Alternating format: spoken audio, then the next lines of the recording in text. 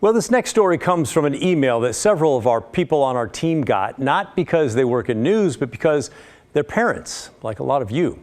Portland Public Schools emailed every family in the district last night telling them, quote, there have been recent deaths related to blue fentanyl-laced pills in the Portland area, including students in our community.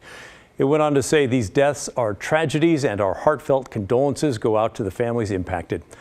Portland police say 2 PPS students were found dead within 24 hours of each other. Both the police think overdosed on fentanyl by accident after taking small blue pills that look like these. They think the kids had no idea the pills were laced with fentanyl.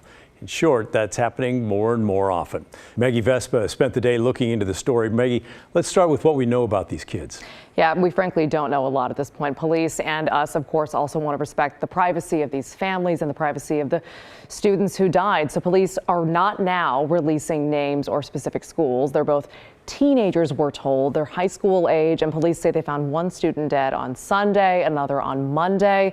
Portland Public Schools releasing a statement sending their condolences to these 2 families, adding they have counselors and support on site for kids. And it's just heartbreaking, and we send our condolences as well. Yeah, it's just awful. Yeah. Police believe they both took pills like the small blue ones that we showed, right? Yeah, they sent out that photo saying this is what we saw in both cases.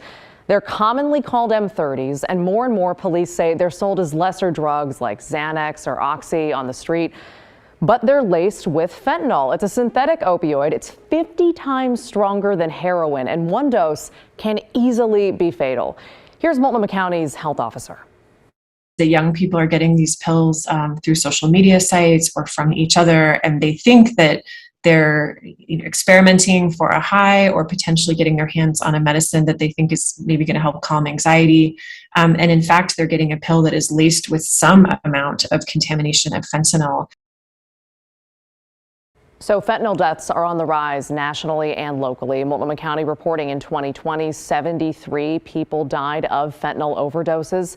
They're still tallying up stats from late 2021, but between January and September, the death rate jumped to 139. That's nearly twice 2020's total just between January and September of last year. And 4 of those fentanyl deaths last year were teenagers, and they say that stat's on the rise as well. It's just brutal. Yeah. So we don't know the names of the kids who died, and we want to respect their privacy, but you did talk to a mom who knows this heartache pretty well. Yeah, we did. Her name is Michelle Listro. She lives in Oregon City. We found her on social media, and this is her son, Keaton. He died in 2020 after overdosing on fentanyl. His mom says Keaton had struggled for years with addiction after a doctor prescribed pain pills for a high school track injury. In early 2020, Keaton was in rehab in California when the pandemic closed clinics. And his mom said he tried to stay clean, but one day he went to a park and he bought what looked like Oxy. And his mom says he died that night. And the medical examiner just said that there was no Oxy in his system at all. And I said, well, he had to. He took an Oxy pill. And he said, no, ma'am.